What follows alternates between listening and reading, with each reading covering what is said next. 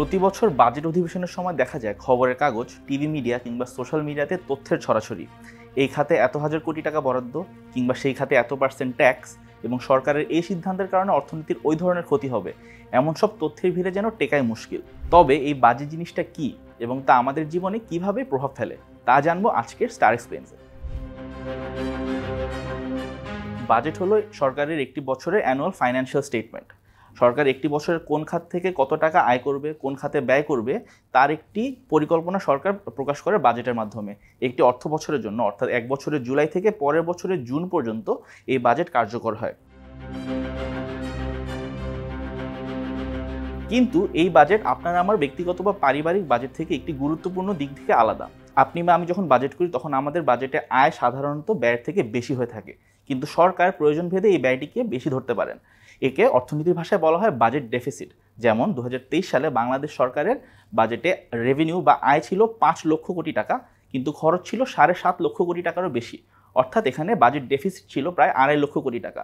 এই অর্থটা সরকার জোগাড় করে বিভিন্ন খাত থেকে লোন নিয়ে বা ঋণের মাধ্যমে। সরকারের বিভিন্ন বিভাগ এবং মন্ত্রণালয় মিলে এই বাজেটটি তৈরি করেন এবং সরকারের অর্থমন্ত্রী সংসদের সামনে এই বাজেটটি পেশ করে থাকেন। এক্ষেত্রে সংসদের ক্ষমতা আছে বাজেটটি গ্রহণ করার, প্রত্যাখ্যান করার বা কিছু শর্ত সাপেক্ষে এটিকে গ্রহণ করার। তাহলে এখন প্রশ্ন, এই বাজেটে এমনটা থাকে কি যার কারণে আপনার আমার জীবনে পড়তে পারে একটি বিরাট প্রভাব? বাজেট থেকে ধারণা পাওয়া যায় যে মূলত সরকারি এবং বেসরকারি অর্থ আগামী অর্থ বছরে কোন কোন খাতে বিনিয়োগ হচ্ছে। আপনি যদি একজন চাকরির প্রত্যাশী হন তাহলে আপনার জন্য গুরুত্বপূর্ণ এই বিনিয়োগের খাতগুলো, কারণ সেসব জায়গাতেই চাকরির সম্ভাবনা সবচেয়ে বেশি। আপনি যদি একজন চাকরিজীবী হন বা ফিক্সড ইনকাম গ্রুপের সদস্য হন, আপনার জন্য গুরুত্বপূর্ণ মূল্যস্ফীতির মাত্রা, কারণ মূল্যস্ফীতি যত বাড়বে আপনার জীবনযাপন ততটাই কঠিন হবে।